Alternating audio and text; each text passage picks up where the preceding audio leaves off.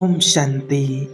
इस संसार में आपके साथ जो भी होता है, छोटी-मोटी घटनाएँ घटें या हर एक चीज़, कुछ भी आपके साथ होता है, तो कुछ भी अकारण नहीं होता है। जो कुछ भी हमारे साथ होता है, उसके पीछे कोई ना कोई कारण ज़रूर होता है। कोई भी चीज़ अकारण नहीं होती है, बिना कारण के कुछ भी नहीं होता है। हर चीज़ के पीछे कुछ ना कुछ कारण होता है। और जैसे-जैसे आप जीवन में आगे बढ़ते जाएँगे, आपकी उम्र बढ़ती जाएगी, तो आप इस चीज़ को अनुभव भी करते जाएँगे कि ये तो निश्चित है और निश्चित आप कर लेना कि जो कुछ भी हो रहा है मेरे साथ, इसके पीछे कुछ ना कुछ कारण ज़रूर होता है और कई लोगों ने इसको अनुभव भी किया है और आप भी जैसे बढ़ती उम्र में आगे बढ़ते जाएँगे, तो आप इस चीज़ को अनुभव करते जाएँगे। और आप ये भी मत समझना कि आज दुनिया में तो उम्र हर व्यक्ति की बढ़ती है, हर किसी की बढ़ती है। तो हर व्यक्ति इस चीज़ को अनुभव कर रहा हो कि जो भी मेरे साथ हो रहा है, तो उसके पीछे कुछ ना कुछ कारण है। ऐसा भी नहीं है, हर व्यक्ति इस चीज़ को नहीं समझ पाता है। वही व्यक्ति इसको समझ सकता है जो आध्यात्मिक को समझता है, जो आध्यात्मिक में रुचि रखता है या जो इन चीज़ों में विश्वास रखता है, वो जानना चाहता है कि मेरे साथ ऐसा क्यों हुआ? देखिए, बहुत सारे लोग तो ऐसे हैं कि उनके साथ बहुत कुछ हो रहा है लेकिन वो जानना नहीं चाहते हैं और वो समझते हैं कि ये तो सब नेचुरल है, होता ही रहता है और वो क्या करते रहें। और देखिए दुनिया में ऐसे भी बहुत सारे लोग हैं जो किसी के साथ बुरा कर रहे हैं, गलत कर रहे हैं और उन कई सारे लोग ऐसे भी हैं कि मानो उनको ये नहीं पता कि जो वो गलत कर रहे हैं उसका भी नहीं पता है कि मैं गलत कर रहा हूँ और इसका भी मुझे रिटर्न में कुछ ना कुछ भोगना पड़ेगा। किसी को परेशान करना, किसी को हर्ट करना, जानबूझ करके तंग करना, कहीं किसी गलत काम में फँसाना। और अब उनके अंदर इतनी भी बुद्धि नहीं आ पा रही है कि उनको ये पता चले कि मैं एक गलत कर रहा हूँ और इस कर्म का जो फल है वो मुझे भोगना ज़रूर पड़ेगा, एक दिन मेरे पास ज़रूर लौट कर के आएगा। और वो लोग बड़े भाग्यशाली होते हैं जिनको ये पता चल गया है, ये समझ गए हैं कि जो मैं करूँगा उसका मुझे रिटर्न ज़रूर मिलेगा। और इस वजह से जिसको ये समझ आ जाती है कि इसका रिटर्न मुझे ज़रूर मिलेगा, तो इस कारण से आप बहुत सारे ऐसे काम नहीं करेंगे, जो गलत काम होंगे वो नहीं करेंगे और वो गलत करने से आप बच जाएँगे। और दूसरी बात, कई लोग ऐसे जो कर रहे हैं, तो कई लोगों की मान्यता क्या रहती है कि भाई हमें पता ही नहीं था, अनजाने में हो गया, तो शायद इसका फल हमें नहीं मिलेगा, नहीं भुगतना पड़ेगा। नहीं, ऐसा नहीं होता है। देखिए गलती, गलती होती है।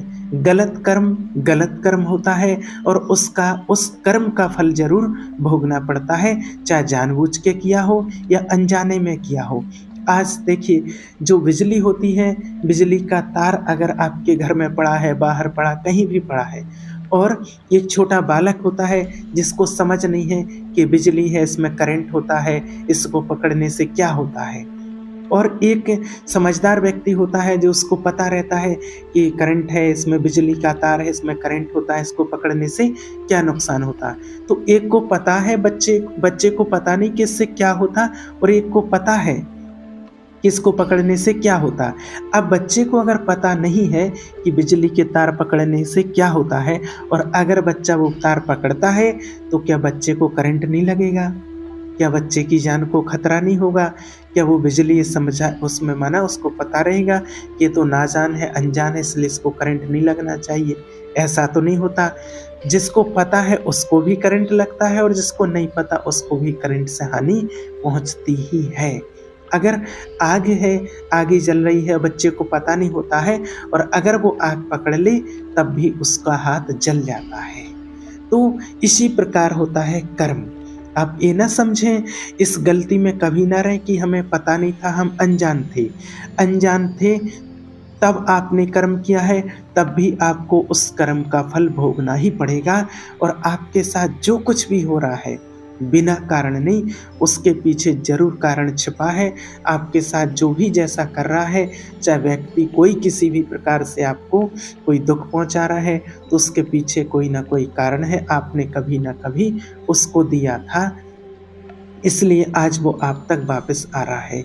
इसलिए आज तक जो आप ये समझते आए होंगे अगर कि हम जो करते हैं तो पता नहीं था, अनजाने में गलती हो गई, नहीं, अनजाने में की है तो ही उसका फल तो हमें भोगना ही पड़ेगा। और ऐसे बहुत सारे लोग होते हैं जिनको पता नहीं है कि इसका हमें क्या फल मिलेगा, और घर में ही होते हैं, और घर में भी बहुत लोग ऐसा करते रहते, किसी को परेशान करते रहते हैं, किसी की बुराई करना, किसी को डाँटना, किसी को परेशान करना, ऐसे करते रहते हैं। किसी व्यक्ति को किसी गलत काम में फँसाना, गलत तरीके से फँसाना, फिर उसको उस कार्य की सज़ा मिलती है और फिर वो हँसता है, खुश होता है। तो उसको ये नहीं पता कि मुझे इसका फल कितना भारी भुगतना पड़ेगा, मेरे पास से वापस ज़रूर आएगा। लेकिन जिन लोगों को ये पता है तो वो बड़े सौभाग्यशाली हैं। वो भाग्यशाली हैं कि आपको पता है कि मैं जो कर रहा हूँ इसका रिटर्न मुझे मिलेगा। तो देखिए, कोई भी अकारण नहीं होता है। आपके जीवन में जो भी हो रहा है, चाहे आप भले किसी से 5 मिनट के लिए ही क्यों ना मिल रहे हों, कहीं पर आप बस में जा रहे हों, ट्रेन में जा रहे हों या किसी भी यात्रा पर कहीं भी गए हों, आपसे उसने अगर 5 मिनट की बात की है किसी बगल में बैठे यात्री ने, तो कुछ ना कुछ कारण ज़रूर होगा उसके पीछे। और हमारे जीवन में जो भी समस्याएँ होती हैं, चाहे पैसे को लेकर के तंगी हो, बच्चे नहीं पढ़ रहे हों, बच्चे डिस्टर्ब हों, बच्चे परेशान कर रहे हों, बीमारियाँ हो, मानसिक टेंशन हो, कुछ ना कुछ ऐसा चलता रहता है। ये समस्याएँ जो आती हैं, इसके पीछे भी कुछ ना कुछ अच्छा छिपा रहता है। ये अभी समझ में नहीं आता है, लेकिन आगे चल कर के समझ में आ जाता है कि इसके पीछे कुछ ना कुछ कारण है, और जो हो रहा है वो कुछ ना कुछ कारण से है, और आगे समय अच्छा ज़रूर आ जाएगा। अब जब कुछ ऐसी मुसीबत या संकट कुछ ऐसा आता है, तब व्यक्ति सोचता है कि भगवान मेरे साथ ऐसा क्यों कर रहा है? तो देखिए, भगवान ऐसा किसी के साथ नहीं करता है। भगवान किसी के साथ कभी बुरा नहीं करता है। ये तो देखिए, यहाँ पर एक सॉफ्टवेयर चल रहा है। मान लीजिए कैसा, आज मान के चलो कोई एक चोर है, वो किसी के यहाँ जाता है और चोरी करता है, और चोरी करके वो भाग जाता है और पता नहीं चला। अब किसी ने नहीं देख पाया। अब वो व्यक्ति क्या सोच रहा है कि अरे वाह, बच गया, मैंने चोरी कर ली, या और उसकी जगह या फिर उसने किसी और दूसरे व्यक्ति को फंसा दिया है, किसी और दूसरे व्यक्ति को उसने फंसा दिया है, और उस व्यक्ति को फंसा करके वो चोर सोचता है कि मैं बच गया हूँ। अब नीचे तो देखिए, यहाँ पर तो आप किसी भी कर्म को देख कर करके आप बच सकते हैं थोड़ी देर के लिए, लेकिन आपको जो लगता है कि मैं बच गया, तो आप बचे नहीं हैं। वो किसी ना किसी प्रकार से और किसी ना किसी टाइम पर आपके पास वापस ज़रूर आनी है। लेकिन जब वो आपके पास आएगी, तब आप कहेंगे कि अरे मैंने तो ऐसा कुछ नहीं किया, मेरे साथ ऐसा क्यों हो रहा है? अब आप वो नहीं सोचेंगे कि बहुत समय पहले मैंने ऐसा किया था, ऐसा वो याद नहीं आएगा आपको। वरना उस टाइम पर भले आप निर्दोष हैं, लेकिन किसी कारण से आप निर्दोष हैं और आपको फंसाया जा रहा है, तो जो आप पहले करके आए हैं उसके कारण ही आपको ये फंसाया जा रहा है। कि आपने किसी को फंसाया था, आपने गलत काम किया था, दूसरे पर इल्ज़ाम लगवाया था, इसलिए आज उस इल्ज़ाम में आप खुद फंस रहे हैं। आपने अभी नहीं वो काम किया है, लेकिन बहुत पहले किया था। इसका एक प्रैक्टिकल जीता जागता उदाहरण है, इसलिए आपके लिए बताते हैं।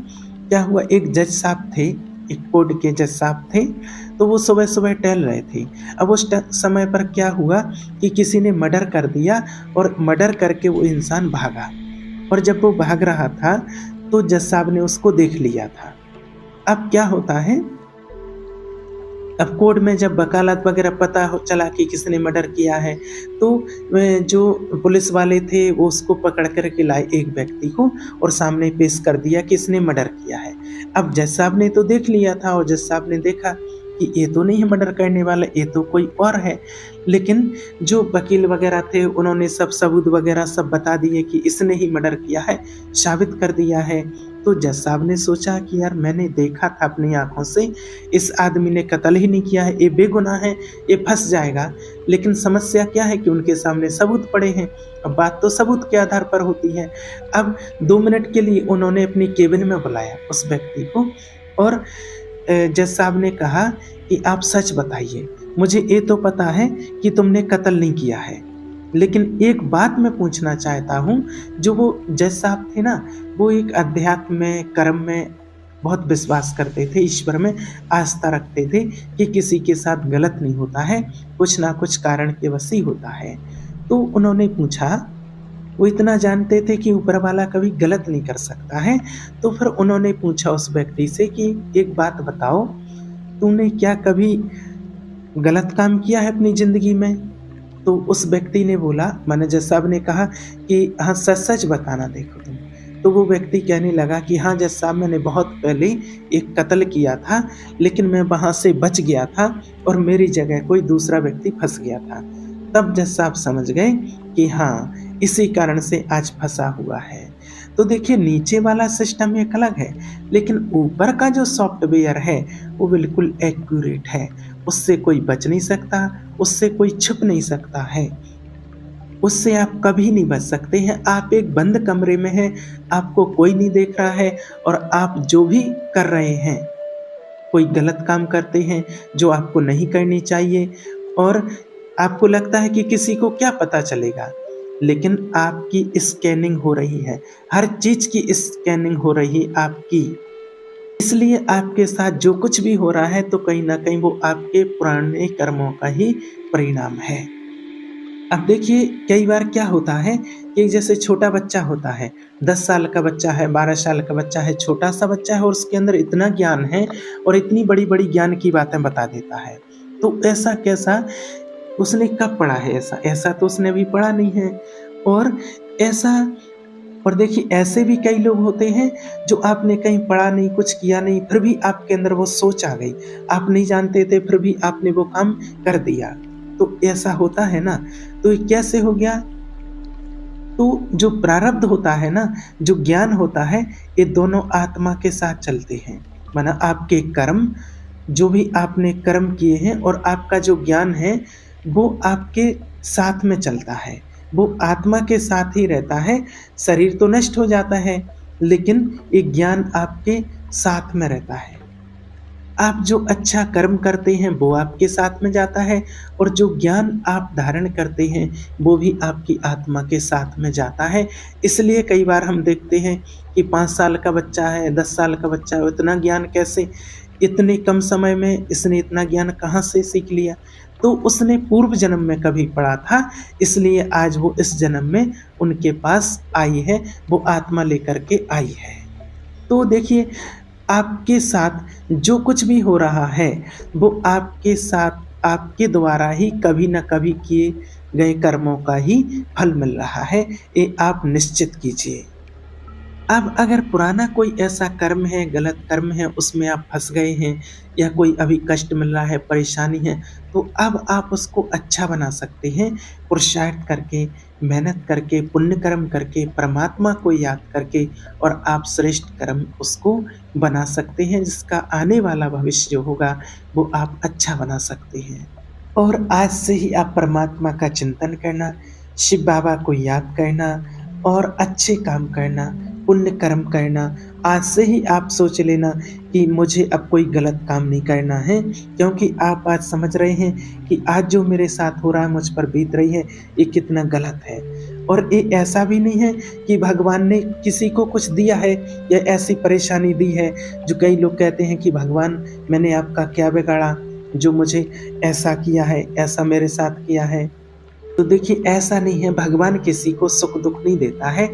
हर व्यक्ति अपने कर्म की पोटली लेकर के चल रहा है अपने साथ में। और अगर आपको ये बात समझ में आ रही है, आप विश्वास नहीं करो वो एक अलग बात है, लेकिन ये सत्य है। आप भले मानो या ना मानो, लेकिन ये सत्य है। फिर आप मानो या ना मानो, जो आपके मन में आए सो करो। लेकिन जो भी हमारे साथ होता है, आप किसी भी व्यक्ति से पूछ लो, आज किसी के साथ कुछ भी गलत होता है तो हर कोई यही कहता है कि इसके कर्म ऐसे थे। हर व्यक्ति यही कहता है। और आप कोई सा भी धर्मशास्त्र पढ़ो, कोई भी ग्रंथ पढ़ो, उसमें एक बात ज़रूर लिखी है कि कर्म उसके साथ चलता है और हर इंसान को अपने कर्म का फल भोगना ही पड़ता है। अगर आपको ये बात समझ में आ गई, तो आज से आप कोई गलत काम नहीं करेंगे और पुराने जो गलत अगर किए हैं, तो उसको आप ठीक करने का प्रयास करेंगे। अच्छे काम के द्वारा, मेडिटेशन के द्वारा, परमात्मा को याद करके, भगवान को याद करके और किसी के साथ कोई बुरा नहीं करना है और अच्छा-अच्छा ही करना है। इसलिए ये याद रखना, क्योंकि बहुत सारे लोग आज इसी चीज़ से परेशान रहते हैं कि मेरे साथ ऐसा क्यों हुआ? मेरे साथ ऐसा क्यों हो रहा है? तो जो भी होता है वो मेरे ही कर्मों के द्वारा, मेरे द्वारा ही किया हुआ वो फल है। अब मुझे ही इसको सुधारना है, कोई और नहीं सुधार सकता है। मैंने किया है तो सुधार भी मैं ही सकता हूँ, कोई और नहीं। ओम शांति।